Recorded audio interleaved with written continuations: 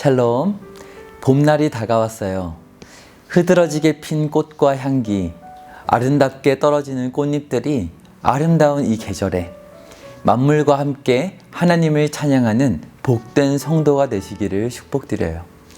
함께 은혜를 나누실 말씀은 시편의 마지막인 150편이에요. 제 150편. 할렐루야. 그의 성소에서 하나님을 찬양하며 그의 권능의 궁창에서 그를 찬양할지어다. 그의 능하신 행동을 찬양하며 그의 지극히 위대하심을 따라 찬양할지어다. 나팔소리로 찬양하며 비파와 수금으로 찬양할지어다. 소고치며 춤추어 찬양하며 현악과 퉁소로 찬양할지어다. 큰 소리 나는 재금으로 찬양하며 높은 소리 나는 재금으로 찬양할지어다. 호흡이 있는 자마다 여호와를 찬양할지어다. 할렐루야. 오늘은 마침내 시편의 마지막인 150편 말씀을 나누게 되었는데요. 하나님을 노래하는 수많은 찬양들이 있지만 그 중에서 가장 아름다운 찬양들을 모아놓은 것, 그것이 바로 이 시편의 말씀이었어요. 150편의 시편들을 묵상하면서 가장 남는 것이 있다면 무엇인가요? 시편의 마지막인 150편은 찬양이란 바로 이런 것이다 알려주면서 마치고 있는데요. 함께 1절의 말씀을 볼까요? 할렐루야, 그의 성소에서 하나님을 찬양하며 그의 권능의 궁창에서 그를 찬양할지어다. 아멘. 이제 시편의 말씀을 많이 배웠기 때문에 이 정도 퀴즈는 맞출 수 있으실 것 같은데요. 1절을 보니까 찬양하라는 표현이 몇 번이나 사용되고 있을까요? 정답은 3번이죠.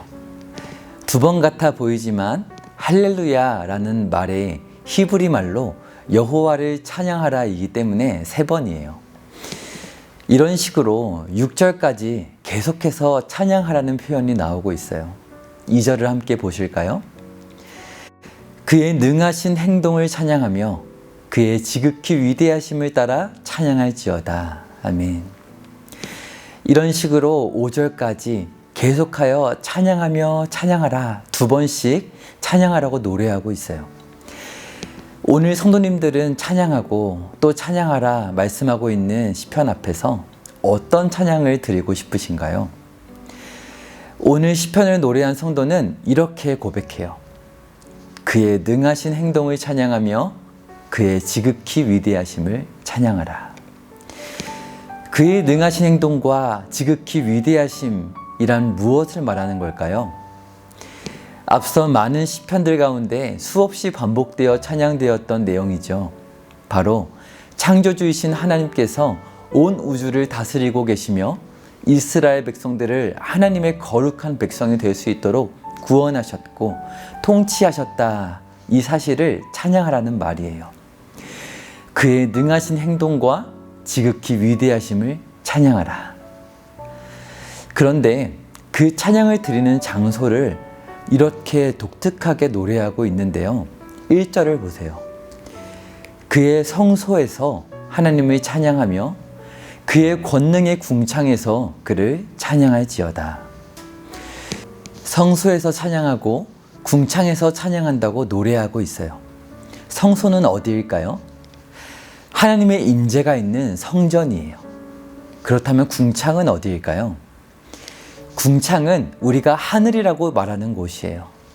창세기 1장 8절의 말씀을 보면 하나님께서 궁창을 하늘이라고 부르셨어요.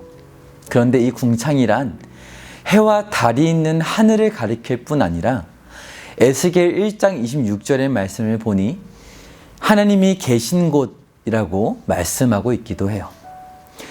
오늘 시인은 노래하고 있는 거예요. 성전, 하나님의 임재가 있는 이 땅의 성전은 곧 하나님이 계신 하늘과 연결되어 있다라는 거예요. 우리는 이 땅에 살지만 하나님 계신 하늘에 있을 수도 있어요. 어떻게 이것이 가능할까요? 바로 찬양하는 거예요. 사랑하는 성도님들, 우리 주님은 말씀하셨죠. 두세 사람이 내 이름으로 모인 곳에 내가 너희와 함께 하리라. 그냥 모였을 때를 말씀하신 게 아니에요. 내 이름으로 십자가 구원을 베푸신 하나님의 이름을 찬양하며 모인 곳에 내가 너희와 함께 하겠다 말씀하신 거예요. 그래서 사도 바울은 이런 말씀을 남겼어요. 너희는 너희가 하나님의 성전인 것과 하나님의 성령이 너희 안에 계시는 것을 알지 못하느냐. 우리는 하나님의 성전이에요. 왜냐하면 하나님의 성령, 다른 말로 하면 그리스도의 영, 곧 우리 예수님께서 영으로 우리 안에 함께 하시기 때문에 우리는 하나님의 성전이에요. 주님은 말씀하시는 거예요. 너희가 내 이름으로 찬양할 때 그곳은 아무리 슬픔과 괴로움이 있는 곳이라 할지라도 나와 함께 다스리는 하늘나라가 될 거야. 사랑하는 여러분, 바로 이것이 찬양의 능력이에요. 오늘 시편을 마무리하며 찬양의 능력을 회복하고 경험하게 되시길 축복드려요. 오늘 시편의 저자는 전체 시편의 마지막을 장식하게 되었어요. 하나님께서 시편을 우리 성도들에게 선물로 주시면서 마지막 시편 150편을 너무나 아름답고도 웅장한 찬양으로 지으셨어요. 3절부터 5절의 말씀을 보면 구약시대의 성전에서 찬양하며 사용했던 모든 악기가 등장하고 있는데요. 함께 볼까요? 나팔 소리로 찬양하며 비파와 수금으로 찬양할지어다. 비파는 바이올린 같은 악기였어요. 수금은 가볍고 높은 음을 내며 아름답게 떨리는 소리를 갖고 있는 악기였어요. 이 악기들로 먼저 아름다운 하모니를 내며 찬양하기 시작해요. 그리고 4절도 보세요. 소고치며 춤추어 찬양하며 현악과 퉁소로 찬양할지어다. 이제 또 악기가 추가되는데 여기서 소고는 탬버린 같은 거예요. 춤을 추면서 탬버린을 쳐요. 그리고 현악은 기타와 같은 악기이고 퉁소는 피리와 같은 악기예요. 점점 악기가 많아지고 있죠. 이제 마지막으로 5절을 보니까 큰 소리 나는 재금으로 찬양하며 높은 소리 나는 재금으로 찬양할지어다. 우렁찬 소리를 내는 재금은 심벌과 같은 악기였어요. 이렇게 많은 악기들로 하나의 아름다운 하모니를 이루며 오케스트라와 같이 찬양하고 있는 거예요. 평소 하나님을 찬양할 때 어떻게 찬양하시나요? 하나님을 찬양하는 것은 단지 묵상하거나 고백하고 엎드려 엄숙하게 경배하는 것만이 아니에요. 모든 소리를 아름답게 사용하며 마음의 기쁨과 감격을 표현하는 것이고 춤을 추거나 손뼉치거나 뛰면서도 하나님을 찬양할 수 있어요. 모든 성도들이 몸과 마음을 들여 하나님의 아름다운 찬양을 드리는 모습, 너무 멋지지 않나요? 오늘 우리가 삶 속에서 드리는 모든 고백이, 그리고 새벽과 주중 예배와 주일 예배에 모여서 드리는 모든 찬양이 이처럼 아름다운 찬양이 되기를 바라요. 오늘 시편은 이렇게 찬양하다가 갑자기 6절의 말씀으로 짧게 끝을 맺고 있는데요. 함께 6절의 말씀을 볼까요? 호흡이 있는 자마다 여호와를 찬양할지어다. 할렐루야. 아멘. 이것이 바로 시편의 마지막 구절이에요. 하나님의 손으로 창조된 모든 만물은 여호와를 찬양할지어다. 이제 시편을 마무리하려 해요. 봄날에 나들이를 가게 되면 어떠신가요? 싱그러운 봄 기운을 만끽하느라 정신이 없지만 꼭 남기고 싶은 것이 있어요. 바로 사진이죠.